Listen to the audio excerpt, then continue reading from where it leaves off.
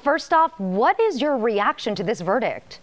Well, we are lucky to have the judge's decision with his explanation. He clearly laid out the law and what he based his decision on, which is helpful for everybody to understand this. I'm not surprised by the decision, and I think two things the judge did were notable. First, he said, this is not really new or precedent setting.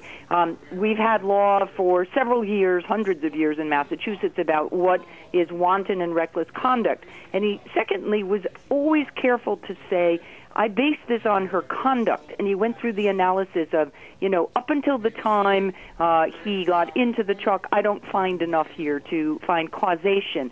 But he found fairly clearly and laid out his reasonings that once he got back in the truck on her orders, that conduct constituted both causation and the wanton and reckless conduct that caused him to find the guilty verdict.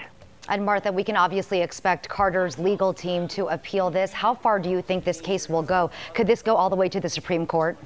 I know it will go up to the Massachusetts Supreme Court because the facts and some of the principles involved are new, at least because of the social media aspect. I'm not convinced it'll go to the U.S. Supreme Court. These matters are usually a matter of state law, but I do think the way in which the judge decided it, his issues, will make it easier for everybody as this case goes up on appeal to understand what the law requires.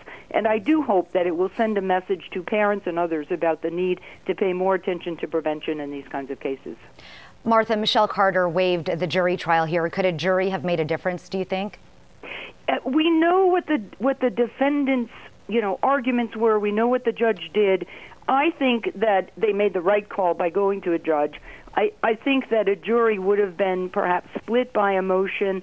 I think they would have reached a similar verdict, but it's hard to say. We do know why the judge decided what he did. I think it's really hard to say what a jury would have done. All right, Martha Coakley, our legal analyst, thank you so much for your insight on this.